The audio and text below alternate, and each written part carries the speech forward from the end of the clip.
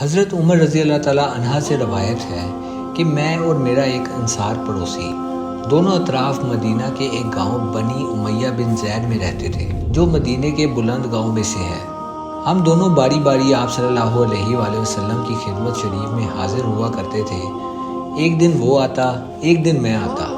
جس دن میں آتا اس دن کی وحی کی اور رسول اللہ صلی اللہ علیہ وآلہ وسلم کی فرمودہ دیگر باتوں کی اس کو خبر دیتا تھا، اور جب وہ آتا تھا تو وہ بھی اسی طرح کرتا۔ تو ایک دن وہ میرا انصاری ساتھی اپنی باری کے روز حاضر خدمت ہوا۔ جب واپس آیا تو اس نے میرا دروازہ بہت زور سے کھٹکھٹایا اور میرے بارے میں پوچھا کہ کیا عمر یہاں ہے؟ میں گھبرا کر اس کے پاس آیا۔ وہ کہنے لگا ایک بڑا معاملہ پیش آ گیا ہے، یعنی رسول اللہ صلی اللہ علیہ وآلہ وسلم نے اپنی بیویوں کو طلاق دے دی ہے۔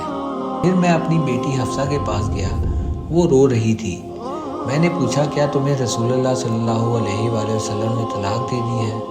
وہ کہنے لگی میں نہیں جانتی۔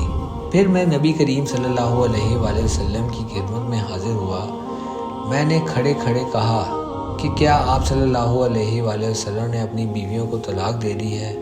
آپ صلی اللہ علیہ وآلہ وسلم نے فرمایا نہیں، یہ افواہ غلط ہے۔